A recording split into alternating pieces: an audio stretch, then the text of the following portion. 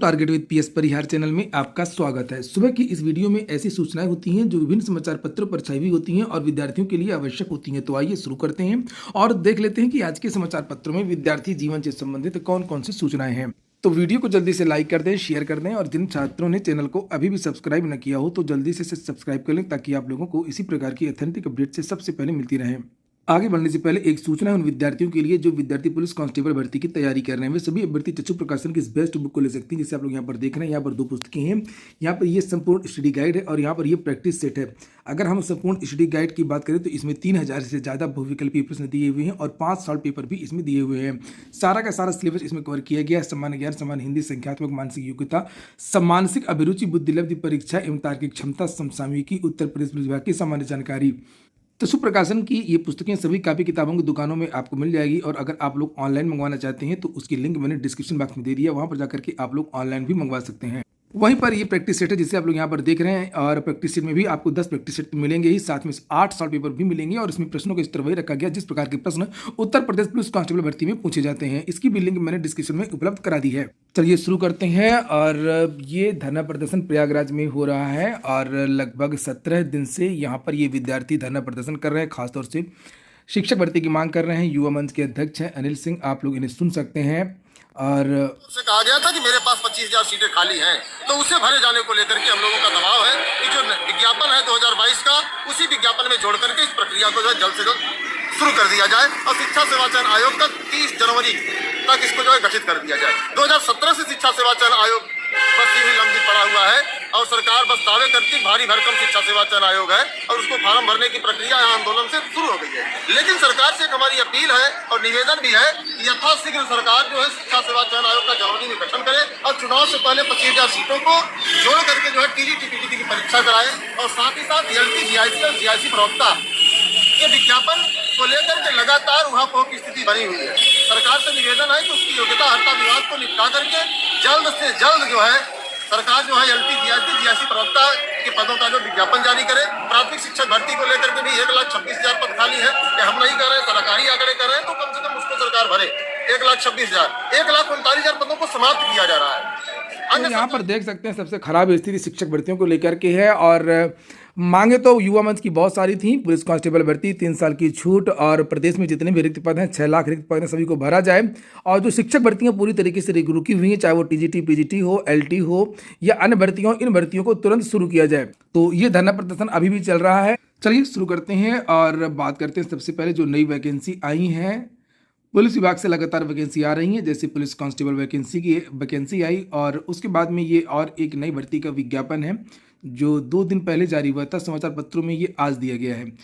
तो ये जो वैकेंसी आई है ये उत्तर प्रदेश पुलिस उप निरीक्षक गोपनीय, पुलिस सहायक उप निरीक्षक लिपिक एवं पुलिस सहायक उप निरीक्षक लेखा के पदों पर भर्ती आई है। पदों की संख्या लगभग यहाँ पर नीचे दी गई है 900 है और अलग अलग कैटेगरी के यहाँ पर अलग अलग पोस्ट भी दे दिए गए हैं और विस्तृत नोटिफिकेशन आप लोग जाकर के वेबसाइट पर देख सकते हैं और अगर योग्यता है तो आवेदन कर सकते हैं। 7 तारीख से इसके लिए आवेदन शुरू हो रहे हैं। ये गोपनीय है। इसके अलावा कंप्यूटर ऑपरेटर की भी वैकेंसी आई है, उसके बारे में भी आज के समाचार पत्रों के माध्यम से जानकारी दी गई है। कल देर शाम मैंने इसके बारे में भी एक विस्तृत वीडियो बनाया था। लिखा कंप्यूटर ऑपरेटर की 930, प्रोग्रामर की 55 पदों के लिए 7 तारीख से आवेदन। यूपी पुलिस में कंप्यूटर ऑपरेटर ग्रेड ए के 930 और प्रोग्रामर ग्रेड 2 के 55 पदों पर सीधी भर्ती की प्रक्रिया शुरू हो गई है। उत्तर प्रदेश पुलिस भर्ती एवं प्रोन्नति बोर्ड ने इसके लिए ऑनलाइन आवेदन आमंत्रित किए हैं। बोर्ड की अध्यक्ष डीजी रेणुका मिश्रा ने बताया कि दोनों पदों पर महिला एवं पुरुष अभ्यर्थी 7 से लेकर के 28 जनवरी तक आवेदन कर सकते हैं। पॉलिटेक्निक संस्थानों में दाखिले के लिए आवेदन 8 तारीख से शुरू हो रहे हैं। लिखा है प्रदेश के राजकीय अनुदानित और निजी पॉलिटेक्निक संस्थानों में शैक्षिक सत्र 2024-25 में प्रवेश के लिए ऑनलाइन आवेदन 8 जनवरी से 29 फरवरी तक होंगे। अगली जो सूचनाएं हैं वो उत्तर प्रदेश लोक सेवा आयोग की आज काफ़ी सूचनाएं हैं। एक बात और बता दूं कि आप लोगों ने वीडियो तो लाइक किया नहीं होगा अभी तक, बिना कहे आप लोग लाइक नहीं करते हैं, भूल जाते हैं, तो वीडियो को लाइक अवश्य कर दिया करें। लाइक करने का कोई शुल्क नहीं लगता है। परीक्षा योजना के इंतजार में अटकी एई की भर्ती, राज्य कृषि सेवा परीक्षा के पाठ्यक्रम में भी होना है परिवर्तन। और बहुत सारे ऐसे छात्र हैं जो वीडियो को रोज देखते हैं मगर चैनल को अभी तक सब्सक्राइब नहीं किया है। तो इस चैनल के माध्यम से आप लोगों को विद्यार्थी जीवन से संबंधित सूचनाएं ही मिलती हैं, इसलिए आप लोग चैनल को जरूर सब्सक्राइब कर लें ताकि आप लोगों को विद्यार्थी जीवन से संबंधित सारे के सारे अपडेट्स सबसे पहले मिलते रहें। लिखा है यहाँ पर दो भर्तियों के बारे में जानकारी दी गई है। एक है एई वैकेंसी और दूसरी है राज्य कृषि सेवा परीक्षा। ये दोनों वैकेंसी रुकी हुई हैं, दोनों में कुछ परिवर्तन होना है, इसलिए दोनों के विज्ञापन में अभी देरी होगी। अधियाचन दोनों भर्तियों का पहुंच चुका है। लिखा है परीक्षा योजना और समकक्ष अर्हता के निर्धारण के इंतजार में सम्मिलित राज्य अभियंत्रण सेवा परीक्षा के तहत सहायक अभियंता के पदों पर भर्ती अटकी हुई है। वहीं राज्य कृषि सेवा के पदों पर भर्ती के लिए पाठ्यक्रम में परिवर्तन होना है। अगर ये प्रक्रिया समय से पूरी हो गई होती तो उत्तर प्रदेश लोक सेवा आयोग इस वर्ष इन भर्तियों का विज्ञापन जारी कर देगा। अब अगले साल ही दोनों भर्तियां शुरू हो सकेंगी। इससे पहले राज्य कृषि सेवा के 564 पदों पर भर्ती के लिए आयोग ने वर्ष 2020 में विज्ञापन जारी किया था। पहले इन पदों पर पीसीएस परीक्षा के माध्यम से भर्ती होती थी, लेकिन बाद में राज्य कृषि सेवा का गठन कर दिया गया और वर्ष 2020 में पहली बार इन पदों पर भर्ती के लिए अलग से परीक्षा का आयोजन किया गया। राज्य कृषि सेवा के पदों पर प्रारंभिक परीक्षा, मुख्य परीक्षा और साक्षात्कार के आधार पर चयन होना है। आयोग को राज्य कृषि सेवा के तकरीबन 175 पदों का अधियाचन मिल चुका है। अधियाचन मिले 3 माह से अधिक समय बीत चुके हैं और इस बार कुछ नए पद शामिल किए गए हैं। सो पाठ्यक्रम में परिवर्तन होना है। पाठ्यक्रम में संशोधन के बाद ही इन पदों पर भर्ती के लिए विज्ञापन जारी किया जाएगा। आयोग के सूत्रों का कहना है कि प्रक्रिया अंतिम दौर में है और जल्द ही विज्ञापन जारी किया जा सकता है। वहीं आयोग को सम्मिलित राज्य अभियंत्रण सेवा परीक्षा के लिए सहायक अभियंता यानी एई के पदों का अधियाचन भी मिल चुका है। आयोग को सहायक अभियंता के तकरीबन 150 पदों का अधियाचन मिला है। पदों की संख्या बढ़ने की उम्मीद है। इसके लिए परीक्षा योजना तैयार की जा रही है और इसके साथ ही समकक्ष अर्हता के निर्धारण में भी संशोधन होना है। समकक्ष अर्हता का निर्धारण शासन स्तर से होना है। ये प्रक्रिया पूरी होते ही आयोग इस भर्ती का विज्ञापन जारी कर देगा।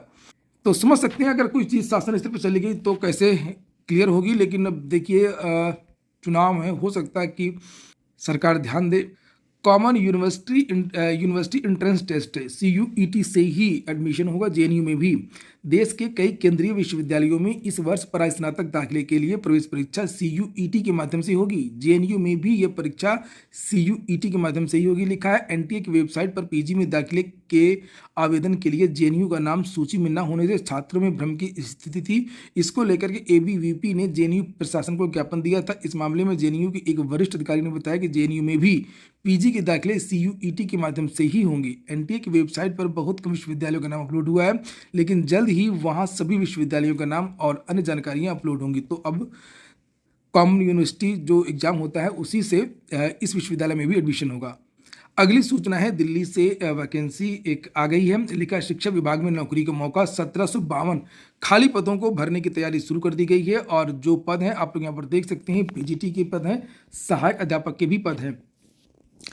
यहाँ पर लिखा शिक्षा विभाग में खाली पड़े पदों को भरने के लिए दिल्ली अधीनस्थ सेवा चयन बोर्ड ने विज्ञापन जारी कर दिया है। इसमें परास्नातक शिक्षक PGT और सहायक अध्यापक नर्सरी, अभी TGT की वैकेंसी यहाँ पर नहीं आई है, बाद में आएगी। पदों के लिए आवेदन आमंत्रित किए गए हैं। सहायक अध्यापक के कुल 1455 और PGT के कुल 297 पदों को भरा जाएगा। 2 दिन पहले मैंने इस भर्ती पर एक विस्तृत वीडियो बनाया था, आप लोग जाकर के उसे देख सकते हैं। अधीनस्थ सेवा चयन बोर्ड ने चयन प्रक्रिया के नियम, शैक्षिक योग्यता, आरक्षणवार पदों की संख्या का विवरण अपनी वेबसाइट DSSB.delhi.gov.in पर जारी किया है। इच्छुक अभ्यर्थी 9 जनवरी से 7 फरवरी के बीच बोर्ड की वेबसाइट पर आवेदन कर सकते हैं। प्रतियोगी परीक्षाओं में महिला सशक्तिकरण और पर्यावरण से संबंधित क्वेश्चन जो है वो ज़्यादा पूछे जाते हैं और यहाँ पर आप लोगों के लिए क्वेश्चन आ सकता है जो आज के समाचार पत्र में दिया हुआ है। नीना CISF महानिदेशक बनी है और ये पहली महानिदेशक है, महिला है। लिखा पहली बार CISF की कमान महिला महानिदेशक को सौंपी गई। राजस्थान कैडर की 1989 बैच की IPS नीना सिंह ने शुक्रवार को CISF मुख्यालय में महानिदेशक का पदभार ग्रहण कर लिया है। इससे पूर्व वह CISF में विशेष महानिदेशक के रूप में कार्यरत थी। इलाहाबाद विश्वविद्यालय की संयुक्त शोध प्रवेश परीक्षा आज हो रही है, उसके बारे में भी जानकारी दी गई है। 10 केंद्रों पर ये ऑफलाइन मोड में परीक्षा होगी। SSC ने एक छोटा सा एग्जाम कैलेंडर जारी किया है 6 भर्तियों का, उसके बारे में भी जानकारी दी गई है। कर्मचारी चयन आयोग की ओर से नए साल में प्रस्तावित 6 परीक्षाओं की तिथियां घोषित कर दी गई हैं। इनमें से 3 परीक्षाओं का नोटिफिकेशन जनवरी 2024 में आने की उम्मीद है। आयोग की तरफ से शुक्रवार को घोषित परीक्षा की तिथियों में सिलेक्शन पोस्ट फेज 2 का 2024 का आयोजन 6, 7, 8 मई 2024 को होगा। इसके अलावा ग्रेड C स्टेनोग्राफर लिमिटेड विभागीय प्रतियोगी परीक्षा 2023-24। तो ये नोटिस आप लोग देख लीजिएगा। हालांकि मैंने इस नोटिस के बारे में कल की वीडियो में ही सुबह जानकारी दी थी। सीधे आप लोग नोटिस देख सकते हैं। ये नोटिस जारी की थी SSC ने, ये और ये भर्तियाँ SSC की सब यहाँ पर देख सकते हैं।